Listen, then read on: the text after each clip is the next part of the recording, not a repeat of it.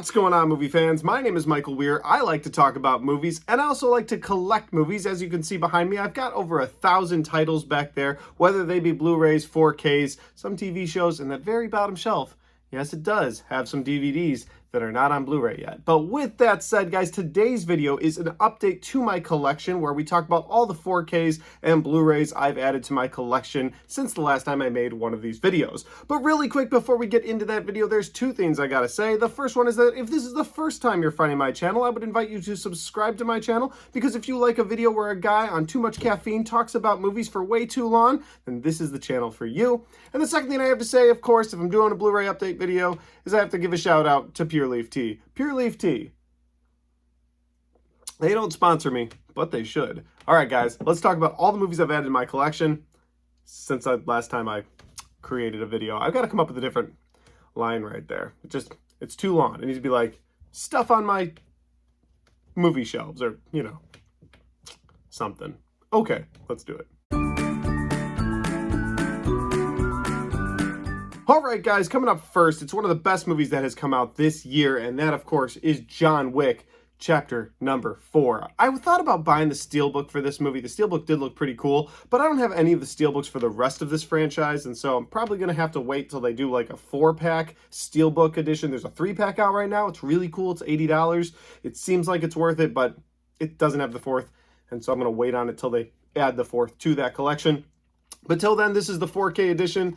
You take the slipcover off, it's the same on the front and the back, but this is a beautiful movie. You know, with the John Wick movies, you have the cinematography that's always at 11, and the action scenes are even higher than that on the list. It's just a really fun, action-fueled ride, and I love what they did with this character in this movie. I've got a full review for this on my channel. If you want to check that out, I would appreciate it. From there, we'll move on to the next movie in my stack, and that, of course, is going to be the Wishmaster collection. Now, I've seen the original Wishmaster movie, you know, guy who grants wishes, but they don't actually happen the way that you think they're going to happen, and there's a demon involved. I'll be honest with you, it's been a really long time since I've seen the Wishmaster movies, but I saw this at Best Buy. It was on sale, and it's all 4 of them, and I want to do a lot more collection reviews over time on this channel, and so you're going to see one of those we talk about at the end of this video, actually, so stick around after the credits for a quick sneak peek at what I'm working on right now. But Wishmaster is in the pipe. It will happen one day, and now I have it in my collection for when I want to do it, and I don't want to, you know, pay to stream them.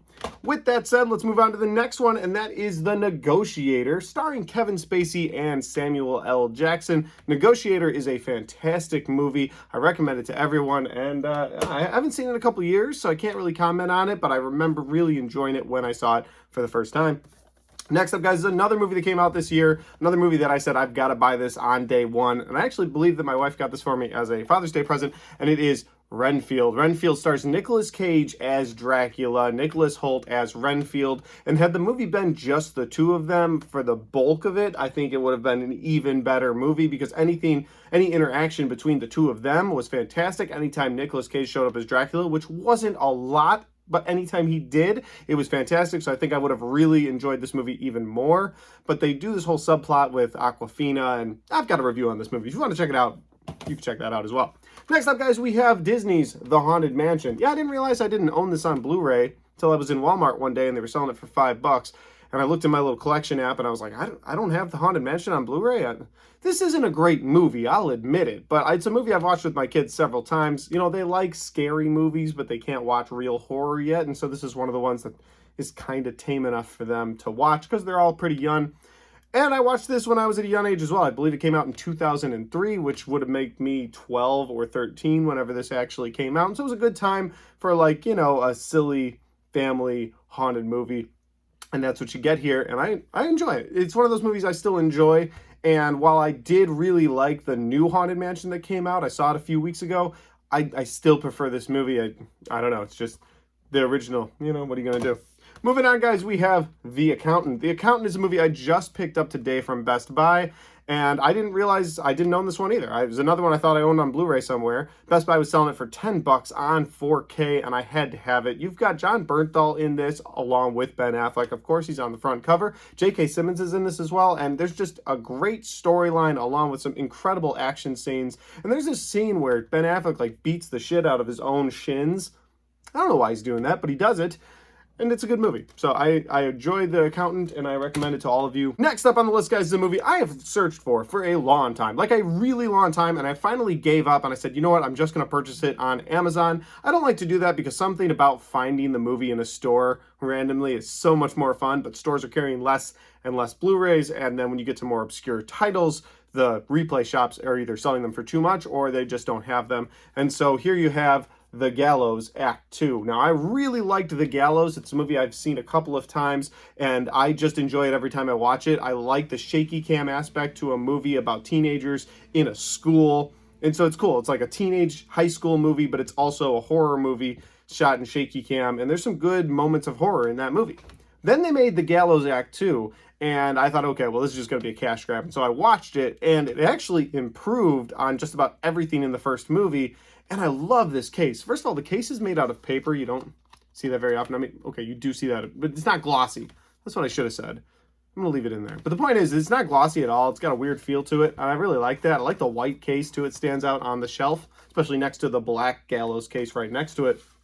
So yeah, The Gallows Act 2, if you haven't seen it, if you haven't watched The Gallows at all, definitely recommend it. Next up, guys, we have a movie that I picked up on Steelbook, and it's not in the best condition. It's got a lot of scratches, but it is Flatliners with Kiefer Sutherland, Julia Roberts, Kevin Bacon, and the crazy part is I have not seen this yet. And I'm going to be honest with you guys, still haven't watched Flatliners, but I picked it up because, I know it's a classic horror movie, and I've seen the reboot that they made, and I was like, it's not very good. And then people were like, you got to check out the original Flatliners. And so here it is. I now own it on Steelbook. You can see it a little bit better. And yeah, Flatliners. I now own it, and I will watch it maybe around the Halloween season this year.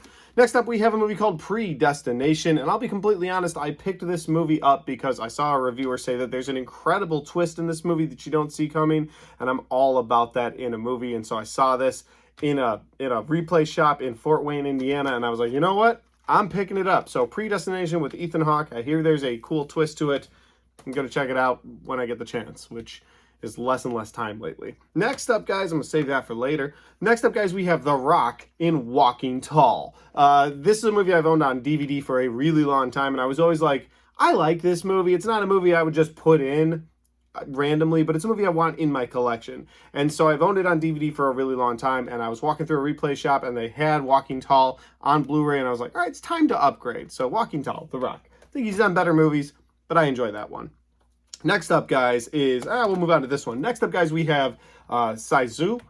This is a movie that came out earlier this year, and I missed it in theaters, and everybody online was raving that this was like John Wick, but in 1942, he's killing Nazis, and I was like, all right, I mean, that sounds like a cool concept, but I missed it in theaters, and then I missed it for a long time, and then they had it at Walmart, and my brother had just texted me the day before, and he was like, hey, we should check this movie out together, because we both love John Wick, and he was like, we should check this movie out together, and I was like, all right, I'll pick it up, and we're going to watch it, and so I picked it up, and we watched it, and imagine having all the action scenes that you want from John Wick with none of the flair, none of the style, and none of the storyline. That was the biggest letdown of this movie. I mean, it's a gold digger in World War II, and you've got, like, toward the end of World War II, and you've got the Nazis who are just kind of scorching earth along their way, and they run into him, and they steal his gold, and so he goes on this just quest to kill them and just get away with his gold.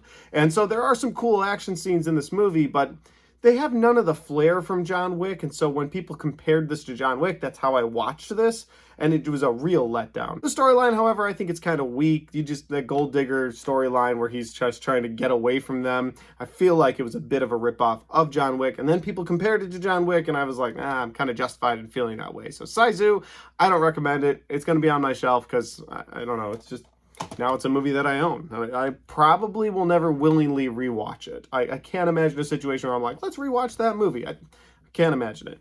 Next up, guys, we'll go on to Adaption. Adaption starring Nicolas Cage. I found it on 4K. It's a movie I haven't seen, so admittedly, I want to watch this movie. Haven't had time to watch this movie yet, and I'm looking forward to it now that I own it. Again, a lot of these movies, you have to pay to stream them, or you have to pay a streaming service to, and I just don't want to do that. So I'd rather have a movie collection and then watch them at my own leisure, and so now I have this, so when I'm in the mood to watch Nicolas Cage in Adaption, I will do just that, but on 4K. All right, moving on, guys, we have the movie Upgrade. Now, they just upgraded this from Blu-ray to 4K, and so that's probably why someone turned in their Blu-ray. I remember watching this when it first came out I rented it from Redbox and I watched it at home, and I was just blown away with how much this guy looks like Tom Hardy, and he isn't Tom Hardy.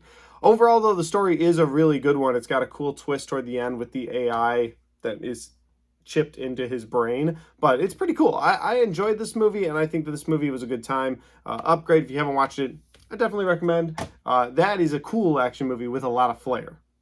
So I just figured I'd throw that out there since Sizu is one without any. Okay, moving on, guys, we have The Menu. The Menu is sort of a play on critics, and I am somebody who likes to review movies, talk about movies all the time. And I know that I'm not the best at it, and I know that I definitely didn't start as the best at it. I feel like I'm better now than I was back then, or at least a little more confident in front of the camera, but either way, The Menu is a movie that kind of pokes fun at people that talk about things but can't do. And I'm like, I sit back when I watch this movie and I'm like, I like this movie a lot, but they're kind of talking about me, because I can't make a movie. And yet I sit there and I'm like, this is what I like, this is what I dislike, this is what I would have done different. Overall, go watch it, don't watch it. You know, that's what I do in my reviews. And in this movie, they're not talking about people making film, they're talking about cooking, but it's all about these food critics who criticize the guy who plays Voldemort, Ralph Fiennes, there it is, and they criticize this guy for what he does, and then he's like, see, you couldn't do what I do. He even puts the guy who plays Beast. Oh, Nicholas Hoult. Yeah, wait, I just talked about him in the last movie. Anyway, he even criticizes him, and he's like, you know what, you make this. And Nicholas Holt's like, all right, I'm going to do it, and then can't, because he's not a chef. He can't do it. And so there's a play on, like, critics in this movie. But it's a really fun movie, and it's a really good movie. So, The Menu. I recommend it. Next up, guys, we'll talk about a movie called Summer of '84. If you haven't watched this movie, a lot of people haven't. I can't recommend this enough. I bought it because a reviewer I like watched this movie, said it's really good, and I was like, all right, I'm going to check this movie out. I watched this movie, and I couldn't believe how they were able to grip you from the very beginning and just keep you engaged. It's got a very Stranger Things feel to it, and what I mean by that, as someone who hasn't watched all of the series, is that there's a lot of little kids in it, but they make you engaged with those kids, and you like go along with them on their journey when all the adults don't believe them. They're like, no, there's a serial killer running around here and we think we know who did it. And so you're like with them on this adventure while the adults in the neighborhood are like, nah, there's no serial killer. It's fine. So yeah, Summer of '84. Check this movie out. It will not end the way you think.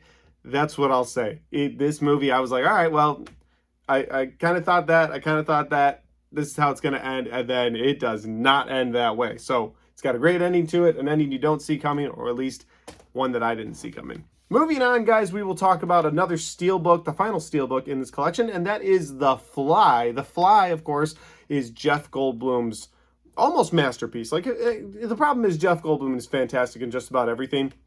But I watched The Fly. I bought it on DVD because I couldn't find a copy of it anywhere. And I watched it for the first time a couple months ago with my brother Aaron, and I was blown away with it. Like, it's just such a good movie, and it's such a grotesque movie when he's turned into a fly and just spitting out everything that comes out of a fly. Like, it's gross, but it is so incredibly good. And then I was walking through my local replay shop, and they had the Steelbook version of The Fly. And it's also on Blu-ray, which is a plus, but check that out. That is just a cool container. You see the pods for the fly in there. You also see the outline of the fly and just the x-ray of a fly. It's just cool. It's really awesome. It's a great movie, but I love this case, and so I just wanted to talk about that. All right, two things left, guys. First up, we have the Planet of the Apes Trilogy. This is another one I went and picked up today because Best Buy had put this from like $40 to $16, and it is the Planet of the Apes, Rise of the Planet of the Apes, Dawn of the Planet of the Apes. Oh, here, I'll do a little better. Rise of the Planet of the Apes, Dawn of the Planet of the Apes, and War for the Planet of the Apes, all on 4K for $16. That it's incredible. It's an incredible deal. These are fantastic movies. These movies are so much better than anything that ever came before. I remember when they announced that they were releasing a Rise of the Planet of the Apes movie, and I was like, yeah, but haven't we kind of seen this series played out? And then I watched Rise, and my mind was completely changed. This is a great series of movies. I love having them on 4K now, and I look forward to watching them in 4K eventually. And maybe I'll do reviews for them because I've never done a formal review. And then inside of this package, something else that they put in there is really cool. I like when production companies, or the companies that make the Blu-rays, I like when they put extra stuff in there. So on one side, it's just kind of a poster for Planet of the Apes.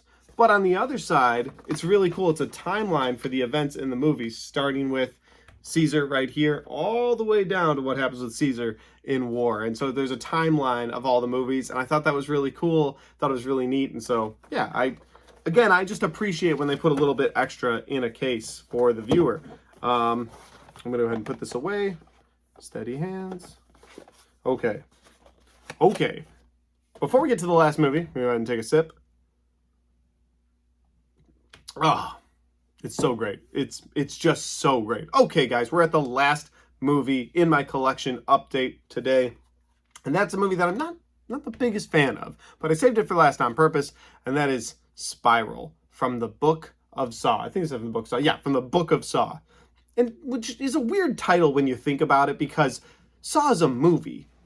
Like, he doesn't have a book in the movies, but they named it Spiral from the Book of Saw. I don't know. Maybe it's like from the Legacy of Saw, something along those lines. I don't know. There would have been a better name somewhere in there, but they picked Spiral from the Book of Saw. And of course, this movie is like the strangest deviation from the Saw franchise. Like, I love most of the Saw movies. I legitimately think that it's a fantastic horror franchise. Saw 1, Saw 2, Saw 3, Saw 4, Saw 5, Saw 6. I think they all tell a great story, and I really like the characters in those movies, or at least the last time I did a rewatch, I liked them. Saw 7, I have always been of the opinion that it's just traps for the sake of traps and gore for the sake of gore, and they really let the storyline go. They do something cool at the end of 7 that kind of redeems the movie, but for the most part in that movie, I just felt like, oh, this is a detachment from the rest of the series. Like, they called it the final chapter, and they were like, we're just going to hit you with every single trap that we can. And I was like, I don't know about that. And then we got Jigsaw, and Jigsaw was an interesting movie that kind of played with time. And then we got Spiral. And Spiral was a movie that I thought deviated from the Saw movies too much. I think it's a movie that I like the actors. They brought in Chris Rock. They brought in Samuel Jackson. And I thought that this movie, like, they did things that were, like, you had Billy the puppet, right? And he was like, hello, I'd like to play a game. And that's a terrible rendition of it, but you get the idea. But in this one, they have this guy who's like, hello, detectives, today I'd like to play a game. And I was like, what are we doing? Why are we doing this? You got a good voiceover. Tobin Bell's available. Like, I know he's available. And so you don't use the Tobin Bell voice for the Billy the Puppet character. You don't even use Billy the Puppet, I think, in this movie, which was also annoying. And you get this Spiral movie that ultimately, it just didn't work for me on any level, and so I've never sought it out. Found it in the store the other day. It was sitting on the shelf, and I was like, you know what? I'm going to pick it up on Blu-ray. I'm going to buy it, and that will lead me to my announcement now that I've talked about all of the movies in this collection, and that is that they bumped up the Saw X, which is the 10th Saw movie, up to September 29th. It was supposed to come out in October. They bumped it up to September. And I have decided that on this YouTube channel, over the next month and a half, roughly, we are going to talk about all of the Saw movies. Last year, I went and did all of the Friday the 13th movies because it was summertime. There wasn't a lot of movies to talk about. And I was like, you know what? I feel like Friday the 13th is one of those horror franchises that works better in the summer, so I did it over the summer, and I had a really good time doing it. Every Friday, I dropped one. Now, we don't have enough Fridays between now and September 29th to drop one a week, so you're going to get multiple a week. We're going to do a deep dive on all of the Saw movies. I'm really looking forward to it. But when Saw X comes out in theaters and we review that 10th and final movie, I will then put out a ranking for all of the Saw movies, and I wanted to announce that here in this video. I'll just stack these up right here. There they are. These are the Blu-rays I've added to my collection, and that's my plan for the future of this channel, doing a big Saw review series. I'm really looking forward to rewatching those movies just for myself, because I really do enjoy those movies, but then getting to talk to them with you guys is going to be so much fun. But with that said, guys, I've got to ask, have you picked up anything in your personal collection that you want to talk about in the comment section down below? Let me know if you added any movies to your Blu-ray collection. I would love to know what you picked up. And finally, guys, if you like this video, don't forget to hit the like button because it helps the video, it helps the channel, and it helps me right here. Thanks for watching, guys. I'll see you next time.